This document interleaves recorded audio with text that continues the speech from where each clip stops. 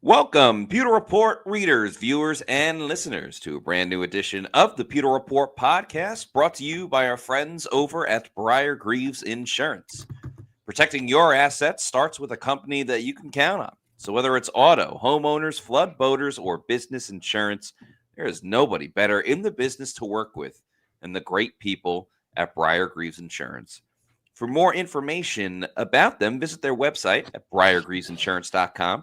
or give them a call at 813-876-4166. That's 813-876-4166. It is a special Tuesday edition of the Pewter Report podcast, and a happy Victory Tuesday to everybody. We are coming off of a Monday night primetime game last night where the Bucs were victorious by a score of 20-19. Baker Mayfield emphatically led the Bucs down the field for a 2-minute drive, and Rachaad White punched the ball into the end zone with 6 seconds to go for the Bucs to win it. So we're going to talk more about that game, talk about the press conference we had with Todd Bowles, some injury news to get into. By the way, we had an emergency podcast a couple of hours ago, but some other injuries to talk about.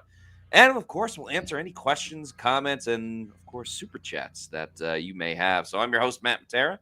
Joined with me is SR, Scott Reynolds from PewterReport.com. Scott, how we doing?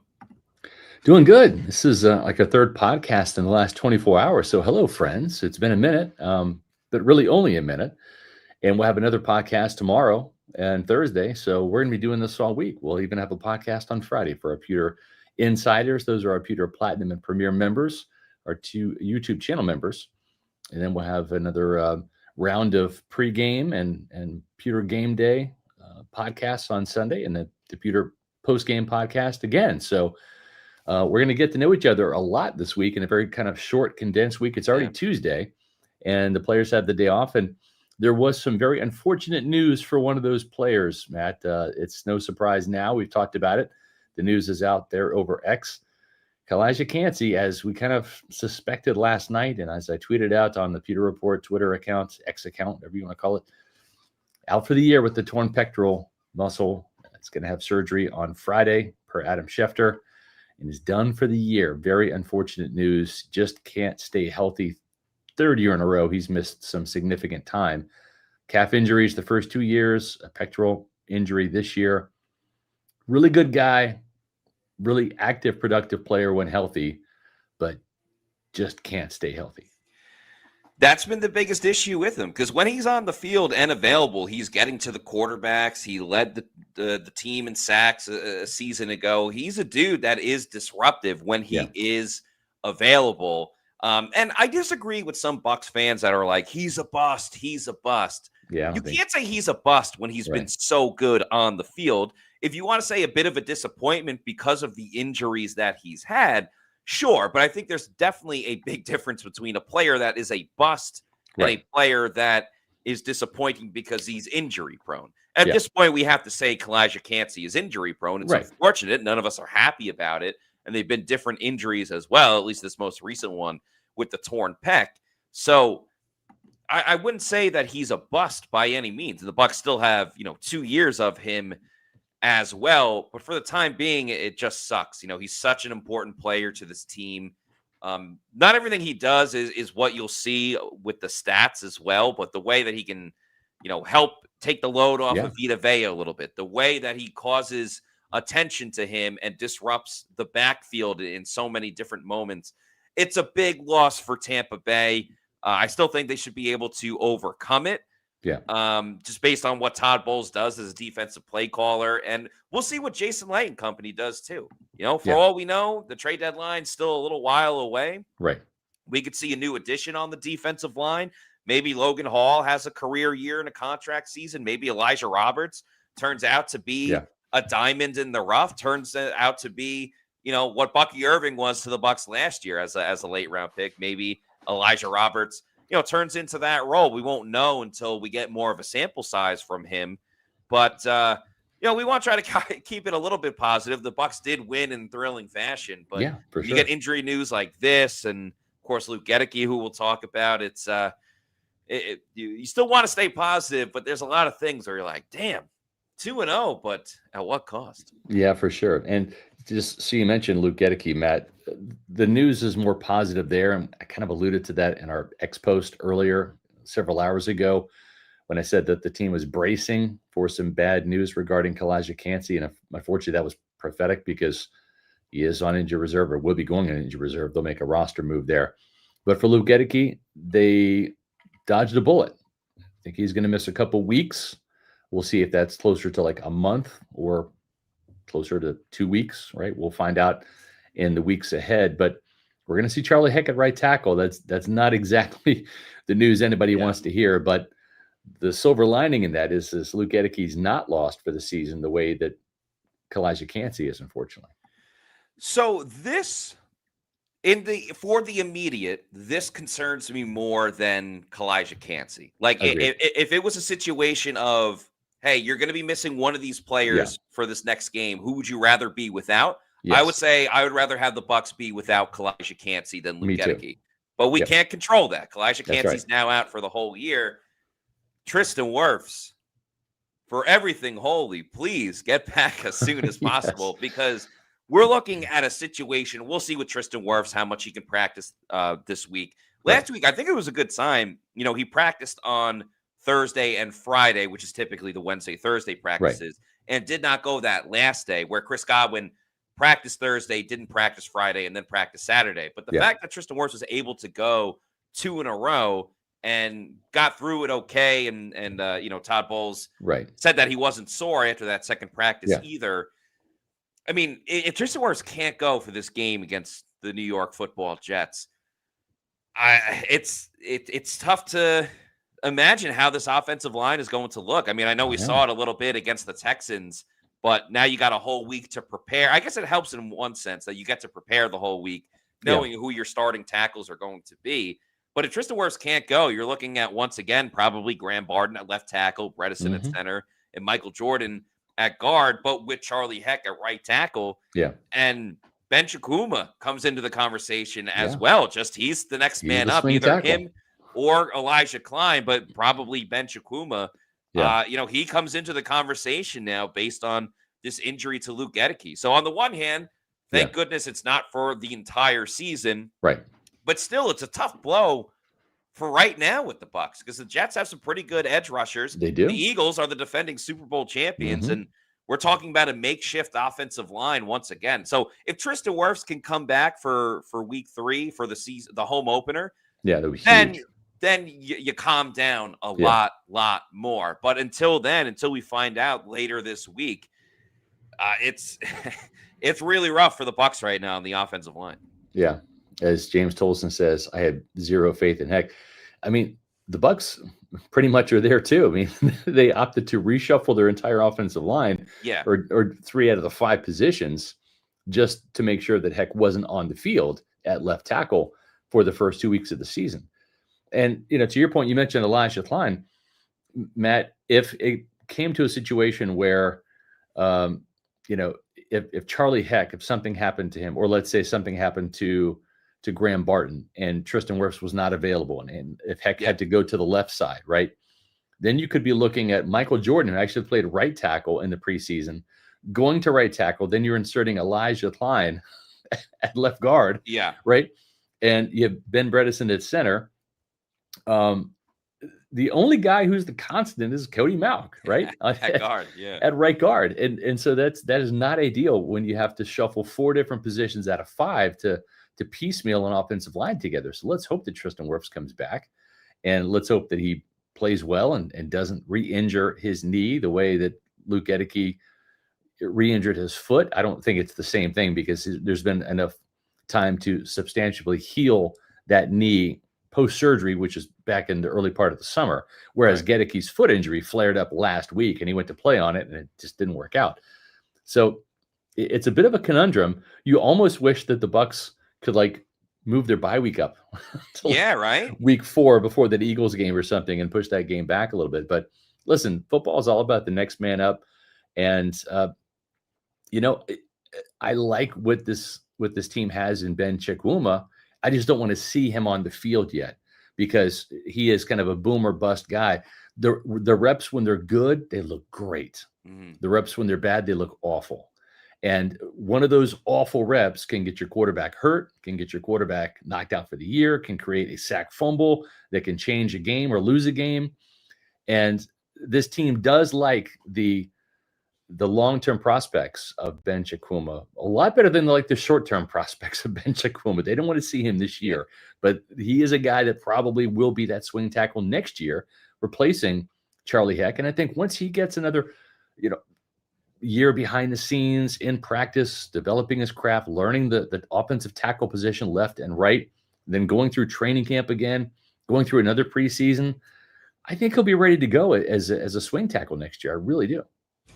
That's definitely a possibility. But the other thing I want to bring up as well is this doesn't just have an impact on the success of the Bucs offense, which is very important, but you got to think how this impacts Baker Mayfield as well in terms of just keeping him healthy and available. Like Baker took an absolute beating in last night's game. Yeah. And part of not having these starting offensive tackles is Baker is going to run. He's going to scramble. He's going to fight for every single yard and every single inch, which is what he did. And it was miraculous on that 4th and 10 to extend the drive and eventually win the game for Tampa Bay. But Baker is who he is at this point as a quarterback. He is not going to slide. He is not going to try to get out of bounds.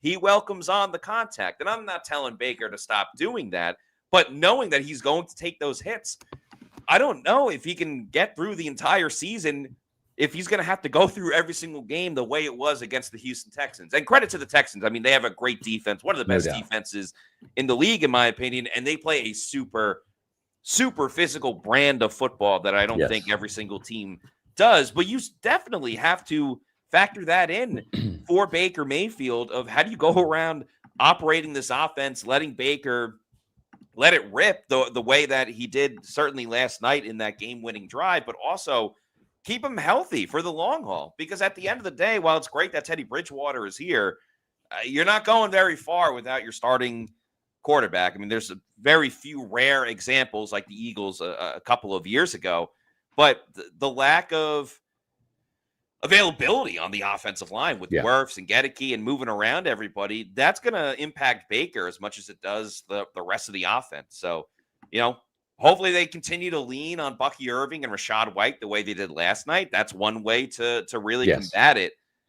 But it definitely something everyone has to consider for not just this next game, but, really up until either Wirfs is back or Goedeke is back. Yeah, the great points, Matt. And the other thing, too, is this is a short week, right? So this was not just a Monday night game in Tampa. This was coming home in the middle of the night last night, probably 3, 4 in the morning, whatever.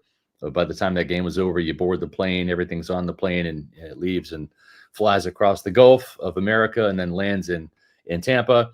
And then you get in your car and you drive home, right? And, you're probably waking up in the afternoon on Tuesday, right? And which is today. So now it's a short week. This is your day off, and you really only had half a day off, and you don't have the full day of Monday for recovery. You just played a couple hours last night. So this is a shorter week. You would love to see, for whatever reason, Tampa Bay be able to run the ball at will against this Jets defensive front, which is easier said than done. But if they can do that, and Jamie Sherwood's a very good inside linebacker, right? He's a tackling machine. But if they can do that, if they can have that same type of production and better pass protection, which, again, easier said than done. Will McDonald, the fourth on one side, and Jermaine Johnson on the other side, right?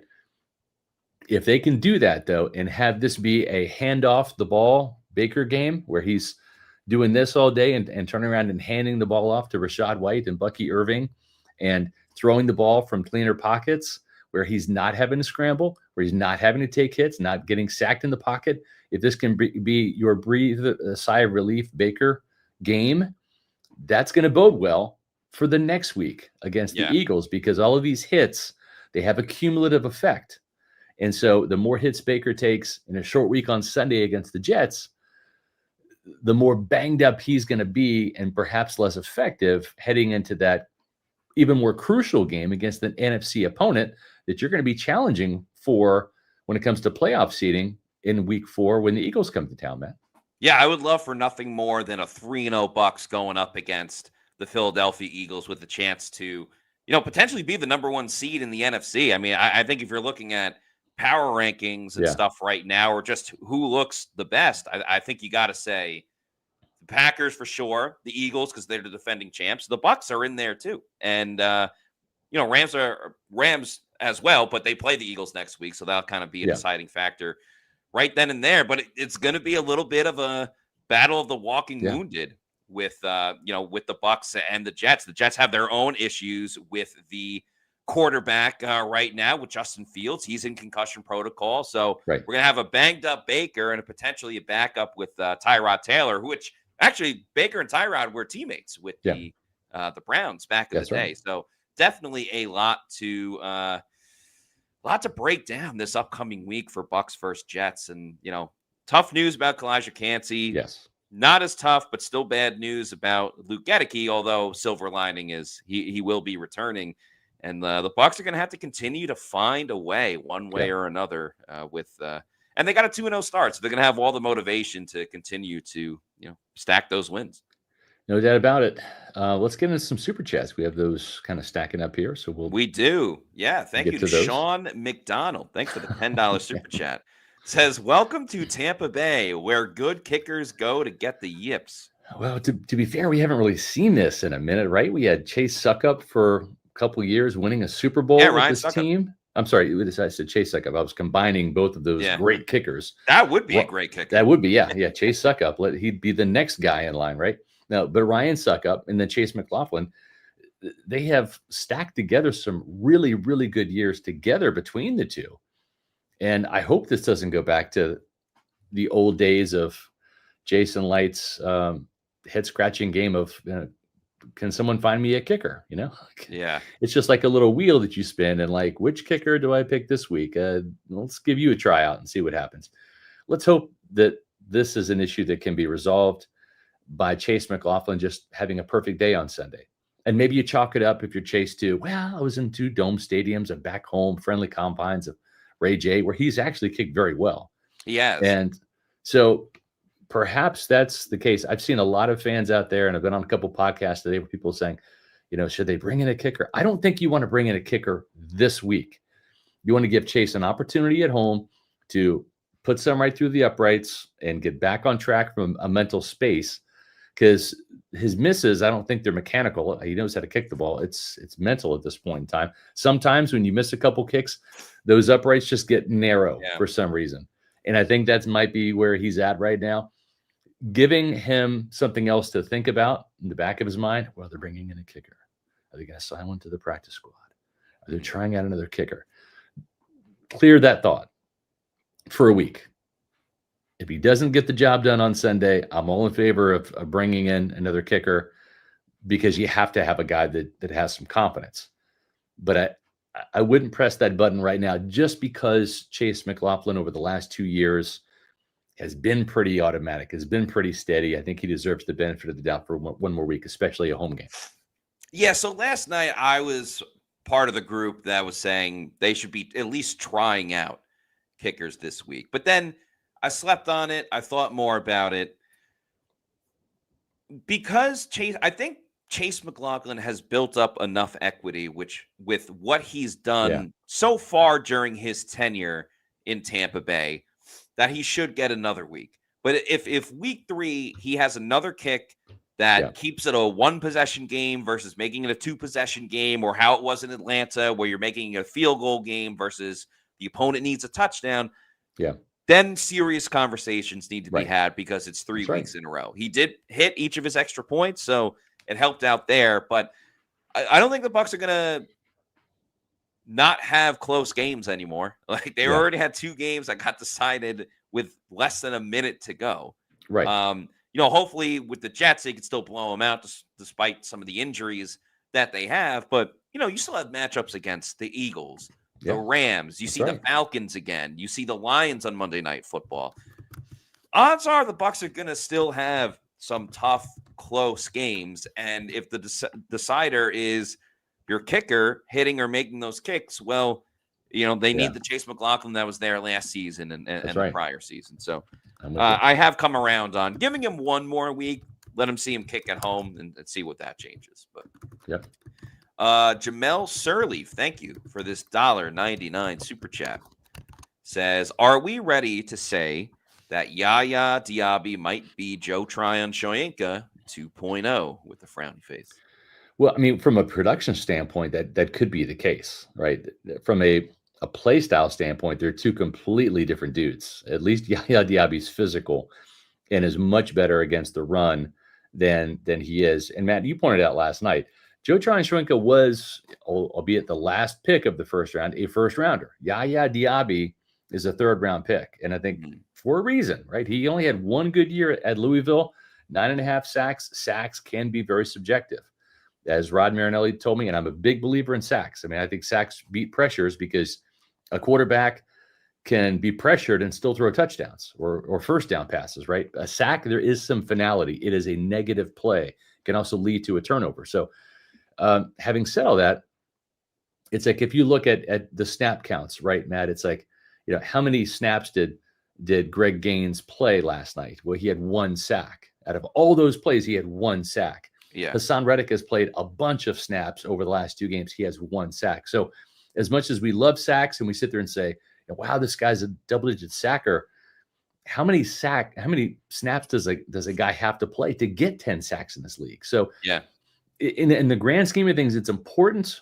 And sometimes that's why having a guy that gets consistent pressure is better than a guy who's just a flash in the pan sacker. But when you look at Diaby, he did have a sack taken away in week 1. I think he's better than Joe Tryon-Shoyinka, but he has yet to show that he is necessarily a guy that is going to threaten quarterbacks on a down in, down out basis. He's not that guy. He's nowhere close to that guy right now. Otherwise, you would have seen more sacks last year, and certainly, he probably should have had at least one this year. So Yaya is definitely, without a question, an upgrade over Joe Tryon-Shoyinka. And I'm not saying JTS was like lazy or anything like that. Yeah, but Yaya has a higher motor than JTS has. You see the hustle plays. He's still good with stopping the run. I think what's more or just as much of a concern is the Bucs, at least early on, are relying heavily on their outside linebackers with Yaya and Hassan Reddick. To the point, Hassan Reddick played 84% of the snaps last night. Yaya Diaby was just behind him at 82%. Hassan Reddick played one more snap than Yaya, which I like the fact that they're leaning on their outside linebackers more. I mean, to that point, Anthony Nelson played 9 snaps. Chris Braswell played 8 snaps. So it's not even like they're doing the hockey shifts with, that Todd Bowles has done before with these guys. But when Yaya is just kind of invisible on the field, and Hassan Reddick, again, I need to watch a little bit more of the game again, but he was dropping back in coverage a lot. And, that's not Hassan Reddick. That's the play call from Todd Bowles. But why are you asking arguably your best, without a doubt, your best edge rusher, but potentially your best pass rusher?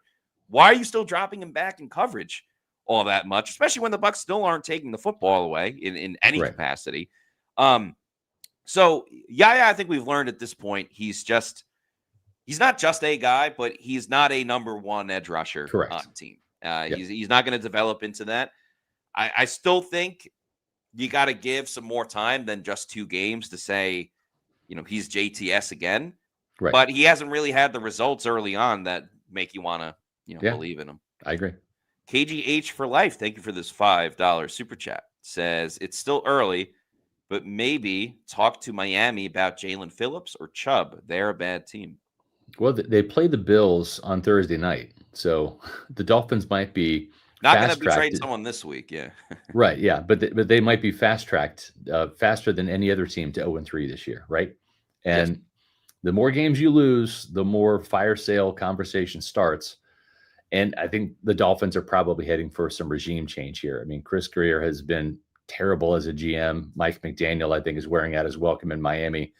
They need a culture, reset there from the outside looking in. I'm not a Miami Dolphins beat writer by any means, but that's the premise that I can see from afar.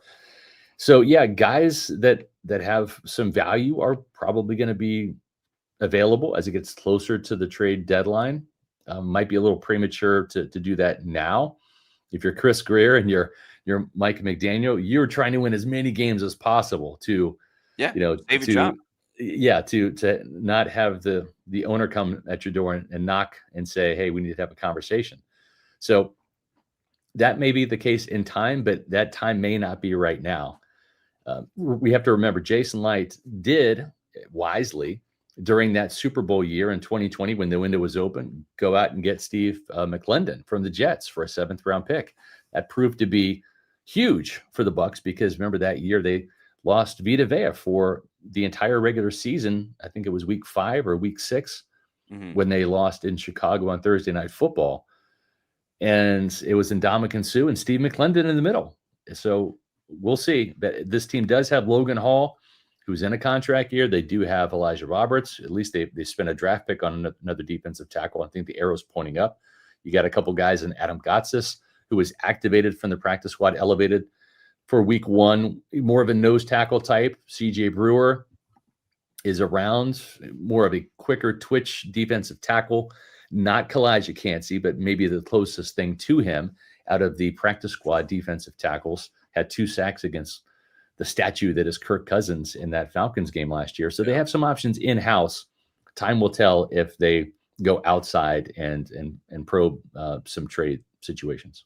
And there's no replacing Kalijah Kancey. Like, Right. Even anyone that they trade for, anyone that they call from the practice squad, you're not going to get the same sack production. You're not going to get the same, level of high caliber play. That's what made Kalijah Kancey such a special player and such an important player to what Tampa Bay wants to do, specifically on the defensive line. So I think it's important, whether it's Brewer, Gotsis, or someone that they trade for, or sign in free agency, lean into the strengths of that player and don't say, okay, just be a carbon copy of Kalijah Kancey. I know we like to joke that Emeka Egbuka is a carbon copy of Chris Godwin Jr., but you're not finding a carbon copy of defensive tackle Kalijah Kancey. Nope. And however the Bucs want to go about it, I think that's fine. And it's not great, but at least you have that experience of trying to get around missing one of your top defensive tackles, as you were talking about with Todd Bowles and Vita Vea not being available for a lot of that 2020 season, but he did come back and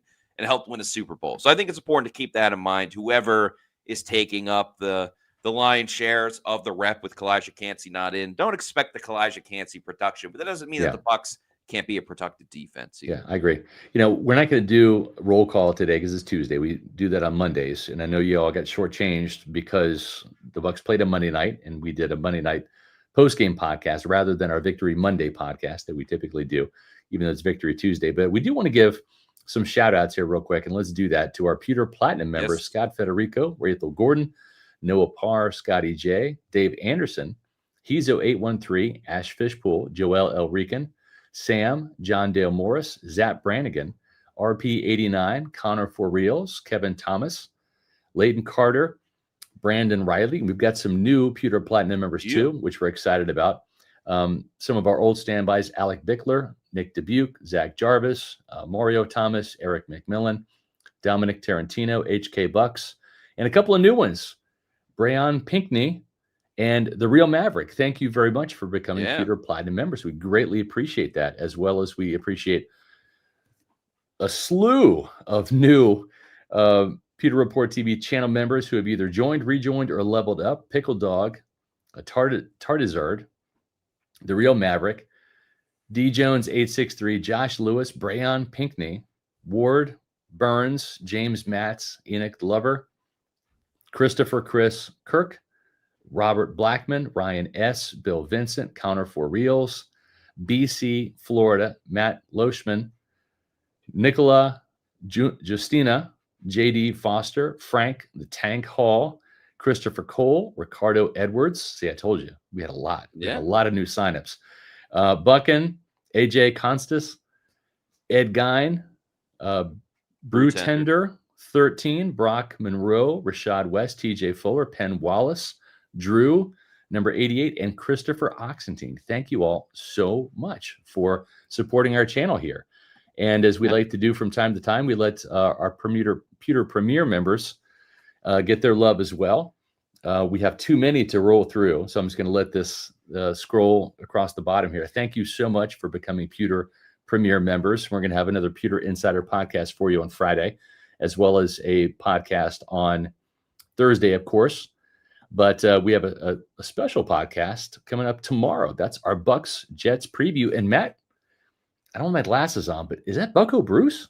That is Bucko Bruce. And thank you again to everyone that is supporting Pewter Report TV.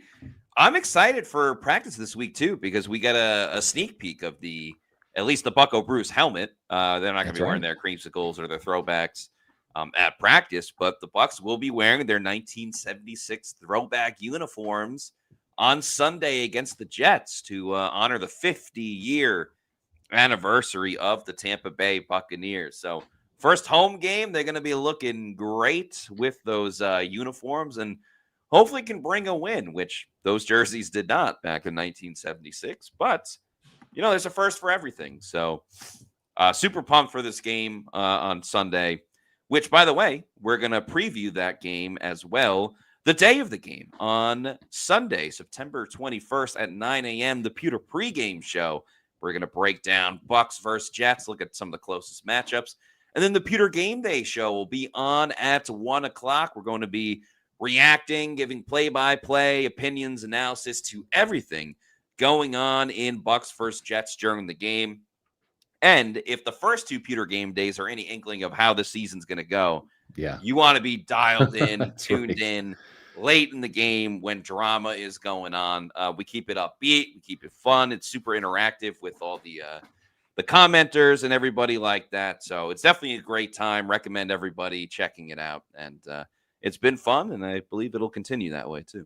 Yeah, also, I like this weather. We're losing a little bit of humidity here in Florida, and temperatures are dropping. We're not in the 90s anymore. It's in the 80s. It's a great time to go golfing. And if you haven't been to Harrod Giles Golf and Country Club yet, it's up here in my neck of the woods, kind of like in the new Tampa region. And it's ranked in the top 3 best value golf courses in the Tampa, St. Petersburg area by Golf Advisor. So check out this fun, challenging course that's beautifully laid out. It's got great scenery. And it is a country club, but it also has public availability as well. So if you're looking to try a new golf course and you haven't tried Heritage Isles yet, make today or this week or this weekend the time to do it. Give them a call for tee times at 813-907-7447 or look them up on the web, Heritage Isles Golf and Country Club. Let's get back to the Super Chats. Thank you, everybody, for your generosity with them. We'll go with Hezo813. Thank you for the $5 Super Chat. Says, the one thing I'm sold on, regardless how the season goes, Baker Mayfield deserves a mega contract. Bucs can and will win a Super Bowl with him eventually. I think that's spot on. I appreciate that, Hezo. I could not agree more. And Matt, let me ask you, he's already a $100 million man, right? We've seen Baker Mayfield come to Tampa Bay on the 1-year prove-it deal. Was it like $5 million, somewhere like that? And he gets the huge contract extension. Granted, he was still the 3rd highest paid NFC South quarterback behind Kirk Cousins and behind Derek Carr. But we've seen Baker Mayfield cash in on a big deal. $33 million is not chump change, and Baker knows that. He's kind of said that and alluded to that, right? Is getting a $20 million raise and making $50 million a year, is that going to change him? I don't think it will. I really don't. And that's what I like about this scenario is he's already got that $100 million contract, right? And he still has next year. This year is guaranteed, which is great. He was very happy and satisfied with that. Didn't come to this team, wanting to hold out for more money. There was a great compromise here and say, hey, listen, we appreciate you. Let's do a deal maybe after 2025, but we're going to go ahead and guarantee your money for this year. So anything happens, you're still going to get handsomely paid. But Matt, he's already gotten that big payday. The next one's going to be even bigger, but I don't think it's going to change this guy. Oh, it's not going to change him. Like, Baker, more than anything else, wants to win a Super Bowl. That's his number one goal. Because you know what happens with winning Super Bowls? Not even winning Super Bowls, just winning. And we've seen it with Baker. Right. The more success you have, the more money you make off the field as well. Right. Hello, Popeyes. That's Hello, right. Bud Light. Yeah. He's on all the Uber Eats. He's on the Uber Eats commercials now, too. There's more outside money to be made. Now, at the same time, I think every player should be able to maximize as much money as they can get in the NFL, especially because you only have a short span of time that you're going to be playing in the NFL. But I could see Baker getting a pay raise after the season or whenever they want to renegotiate, but also being smart about it the same way that the person that he took over for, Tom Brady, was smart about it. Tom Brady was the best quarterback in the league for several years, but was never the highest paid quarterback at the same time, because he knew if you wanted to keep winning, you got to have good players around you, and you got to be able to pay these good players too. So, I mean, we've seen Jason Light and Mike Greenberg, Jackie Davidson do great things and accomplishments when it comes to finding contracts that are friendly for them and for the player as well. So I'm actually not worried about in terms of, I don't think Baker needs or wants to be like the highest paid quarterback, but at the same time, he'll get a pay increase, and especially the way that he's been playing so far this season, he deserves it. Yeah. But there will still be enough money to go around to re-sign some other free agents or bring in a new free agent or whatever the case may be, or re-sign their draft picks, because it seems like all these draft classes now, they all need re-signings. We saw the extensions with Luke Goedeke and Zion McCollum right before the season kicked off this year. So, I mean, Baker is this team. He is the heart of this team. There's no doubt about it. And that's a good thing for the Bucs, because people like talking about Baker Mayfield. And that's why primetime games playing well is important. There's so many people that aren't Bucs fans that are like, man, Baker's the best. Baker's awesome. We love watching him play. That's good for the marketing and the PR of the Bucs and taking the Bucs seriously. So it's important on many levels.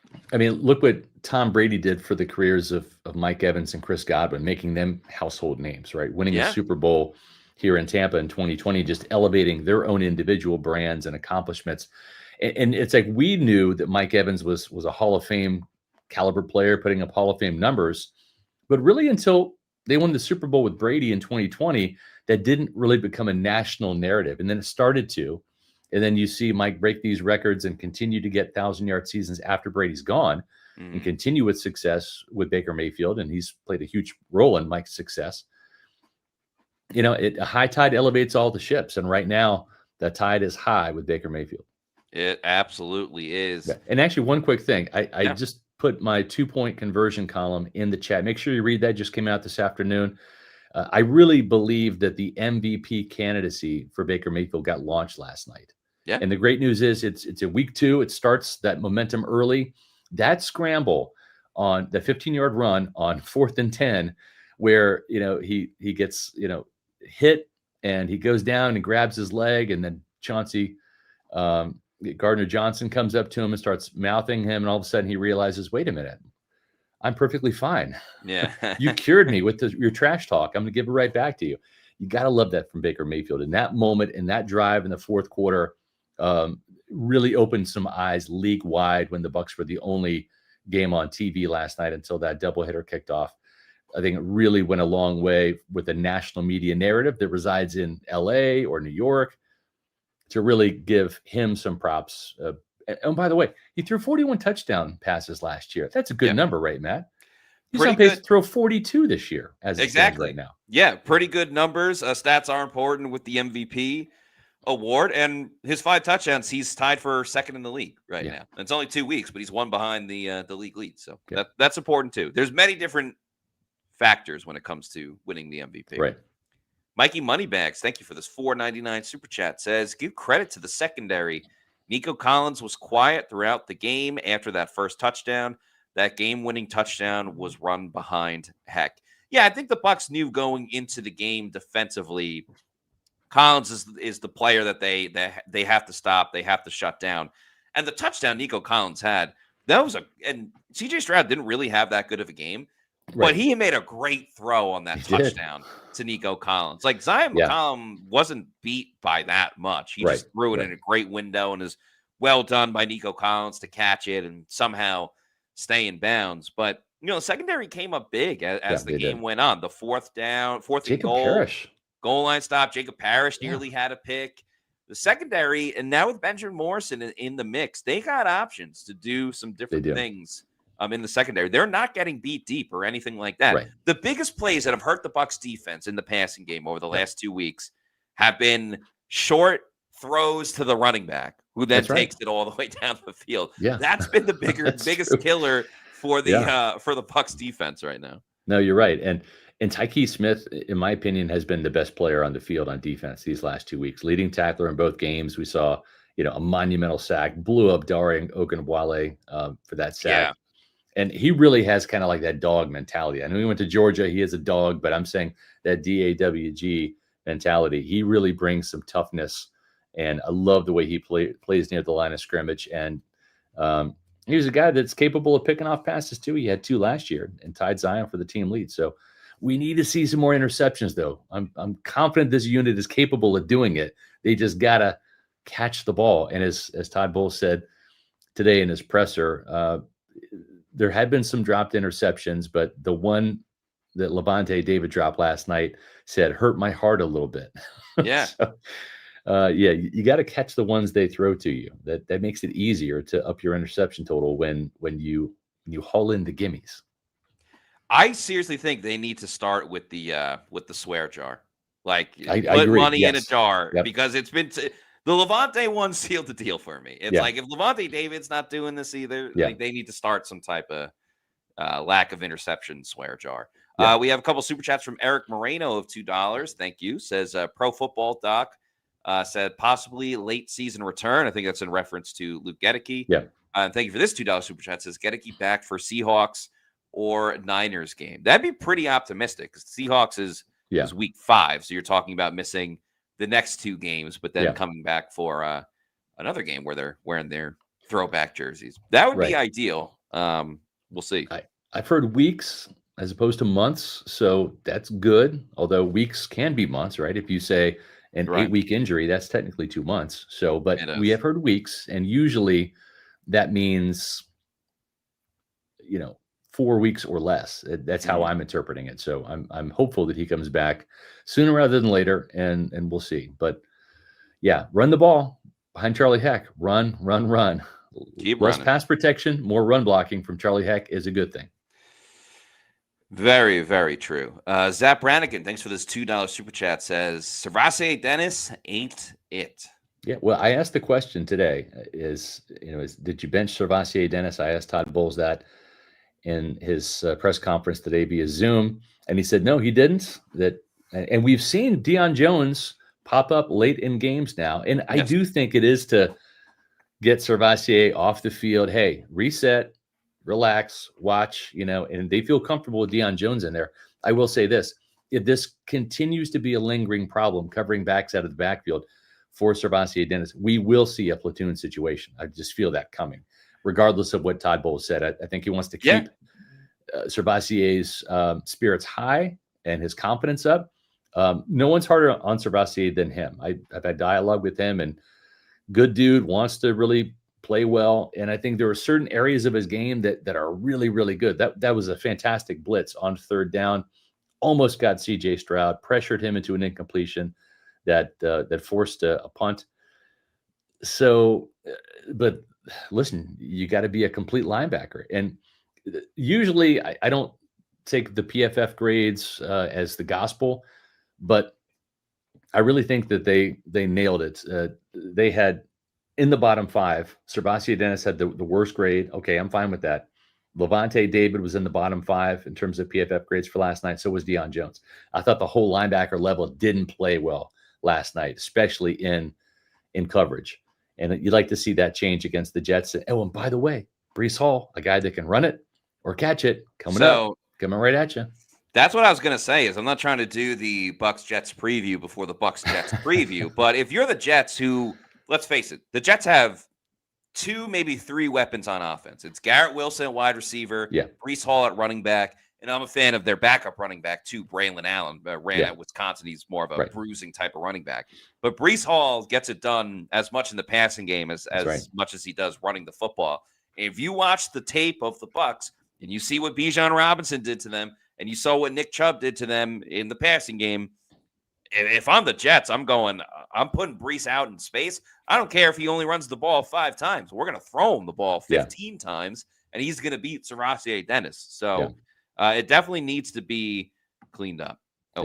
Yeah, I just wanted to bring this up here because this is a good topic.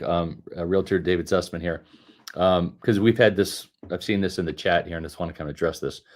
would it try to make sense to get Christian Wilkins now that Kancey is injured? He seems to be in a position that he needs to prove himself. Bucs would be a good place for him to accomplish that. There's some real merit to that, to what you're saying, David, because Tampa Bay has been a place where they've done some reclamation projects. Look no further than Baker Mayfield himself and how well that's worked out. No one's doubting Wilkins' football talent, but it's the character concerns and the locker room fit that forced the Raiders to hit the eject button on his career. And there was some guaranteed money there, and there was, that was not an easy financial decision to make. But they thought their locker room was better off without him. And great players are not available on the sidelines. They're just not. They get snatched up.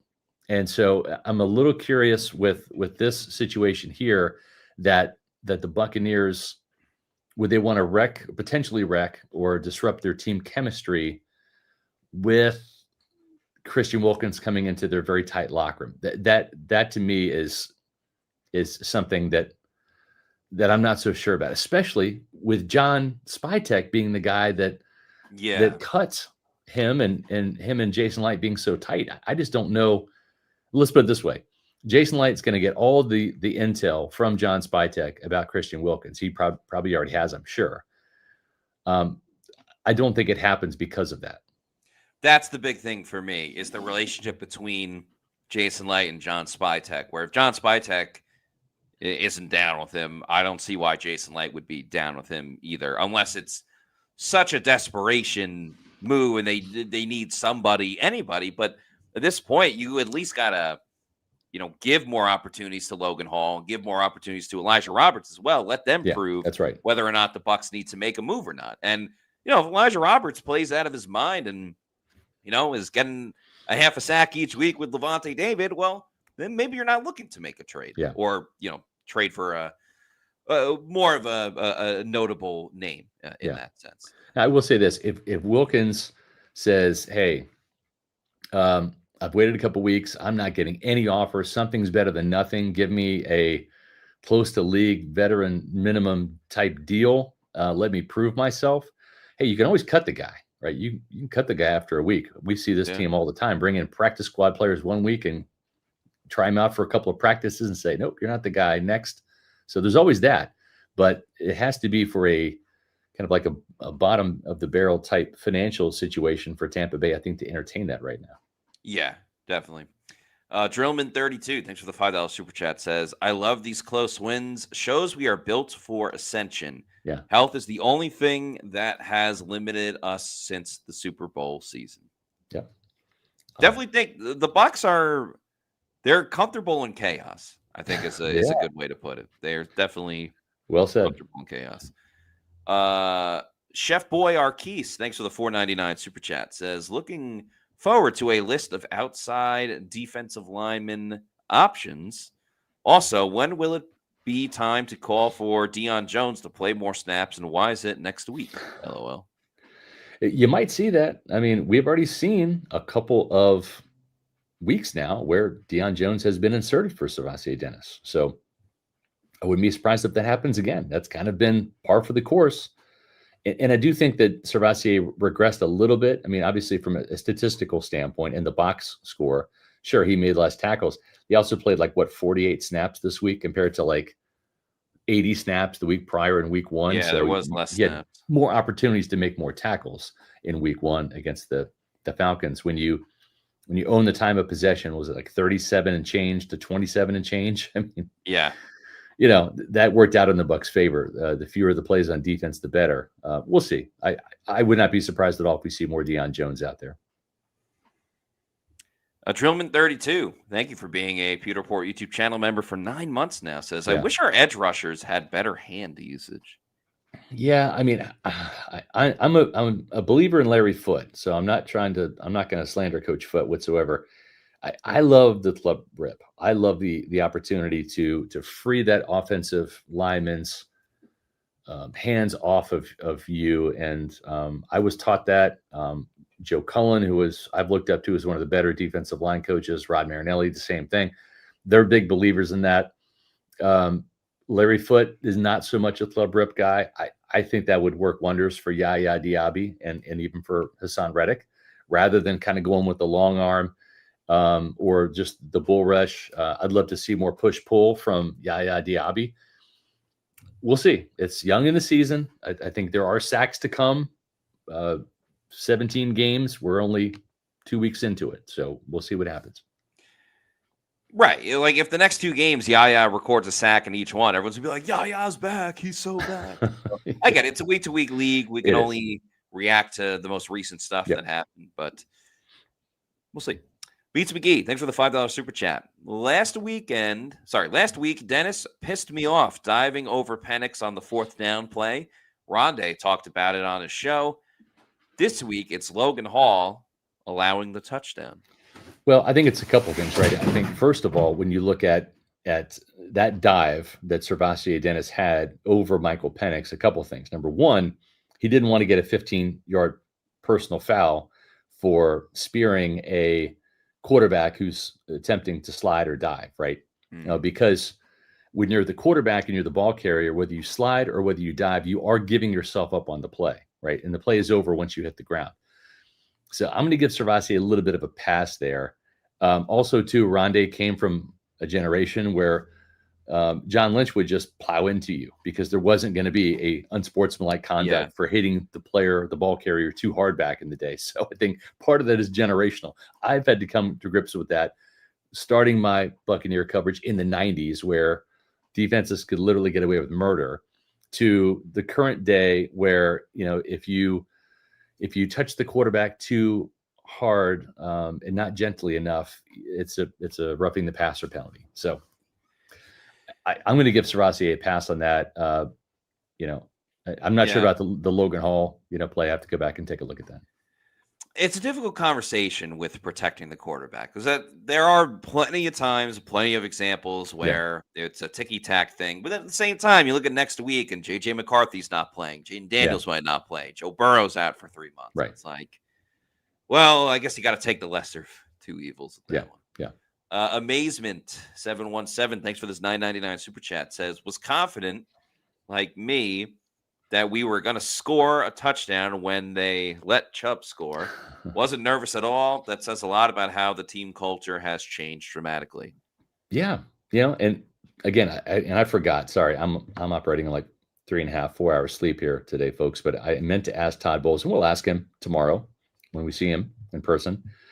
If the defense did let Nick Chubb score, and I'm not sure that they necessarily did, although Antoine Winfield Jr., it seemed to me, and I said this earlier on the JP Peterson show, it's almost like he was like channeling his Iron Man Tony Stark, looking at the calculations and the computations and saying, okay, you've already got a first down and you've already ripped off 15 yards here. And if I tackle you now, then where you are in the field and the time on the clock, I'm just going to let you score because that's what's best for the team. Yeah. Maybe Winfield made that snap decision or not. It looked like he did. To me, it's football IQ, because honestly, when he did that, my wife was like, "Oh my gosh, he just scored." I'm like, "That's fine." Like, it's just like you got Bucs fans. 2-10 and 3 timeouts. Yeah, that's fine. Look at the time on the clock, the 3 timeouts, a touchdown wins the game, all of that stuff. So, I'm going to give Winfield the benefit of the doubt. I think he did pull a little Tony Stark there and said, "You know what? We're going to let this happen because we believe in Baker Mayfield," and it worked out. It all worked out. And Mike Evans said something interesting yesterday too. He said we practice 2-minute drills religiously, like in training camp, and they do. Certainly, it's paid off the last 2 weeks. No doubt. Amazement 717 with another super chat. Thank you so much. You. This one of $4.99 says, "I think we get the top seed in the NFC. You are mighty, mighty positive. I like this. Yeah, we have the weakest division in the NFC. Yeah, there's 4 0-2 teams in the NFC. The NFC South have 2 of those. That's right. Teams. We have the weakest division in the NFC, and we play weakest AFC division. Just go 4-4 in the other games, and that's 13 wins. All right, that's here. That's some good math right there. Yeah, that is. I mean, the Dolphins are abysmal. We'll see the Jets. On Sunday. That's a good point. Yeah. Eric Moreno, thanks for the $2 super chat. Says Pro Football Doc said Kancey possible late return. It'd be like Vita Vea in the Yeah. Super Bowl year all over again. They probably have to get to the postseason. Yeah. Yeah, Yeah, it and would then- likely have to be like another NFC Championship game. yeah, exactly. Yeah, Type and of then thing. But hey, dangle that carrot in front, give you something to that's right. work for. It worked for Vita Vea. Made an impact. He made a Did. big impact in that NFC Championship game. They didn't even play him on rundowns. They played him on third downs and Yeah. had been pushed the pocket. Aaron Rodgers was ping-ponging between JPP and Shaq Barrett, getting sacked like what? Shaq 8-9 had 3 times? sacks in that game. Yeah, for Yeah. sure. Tim L2K11, thanks for the $1.99 super chat, says, thanks for your coverage. Great work. Go Bucks. Thank you. Greatly appreciate that. Thank you so much. Thank you. Yeah. Usually the Bucks mailbag comes out on Mondays. Nobody wanted to give me any questions until after the game. I understand that. So it came out today. If you haven't had the opportunity to check it out, make sure you do. It is on pewterreport.com along with all of our post-game coverage. Make sure you go to pewterreport.com for that. The Monday mailbag is sponsored by our friends over at Immuni Financial.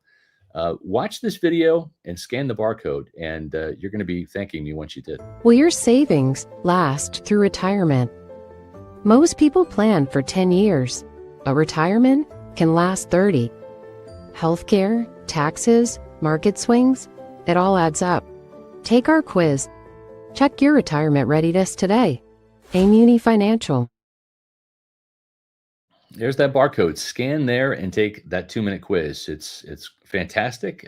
May not tell you what you want to hear, but it certainly is going to help you when it comes to your retirement planning. And listen, even if you're in your 30s or 40s, this is some great information to know. How much money will it take for you to retire? Maybe you want to retire early. Maybe you want to retire in your 50s. Or maybe you're a workaholic like me and you're probably retire sometime in my 70s or 80s, or when the arthritis kicks in. Well, Immuni Financial can help you when it comes to retirement. They specialize in that. Take the 2-minute quiz, scan that QR code, or visit them on the web at immuni.com/retire. We are not retiring our Bucks coverage for the week, folks. We're just getting started tomorrow at 4:00. We've got another Pewter Report podcast coming at you. It is our Bucks versus Jets preview. Another show on Thursday, and then the Pewter Insider on Friday. And then lo and behold, Matt, here we go again with some more fantastic game day coverage, starting with Pewter pregame at 9:00 on Sunday morning. That is right. Yeah, Pewter pregame at 9 a.m. We'll break down some more individual matchups and have the latest injury news for you as well. And then the Pewter game day at 1:00 for Bucks versus Jets. We're going live with play-by-play reactions, analysis, insights, going play-by-play, and all of that good stuff. We have 2 more super chats to get to. Let's get to them. Mopar Buck, thank you for this 1999 super gracious. chat. Says, was Hassan brought here for sacks or INTs? Why is Bowles dropping him in coverage? I don't know, and I'm not happy about it. Yeah. I think it's ridiculous. It's one thing when you did it with with Yaya and JTS and Anthony Nelson. Yeah. Why are you doing it with Hassan Reddick? Hassan Reddick is here to get to the quarterback. He got to the quarterback in that first game against the Falcons, and it was a very important sack too. It held in.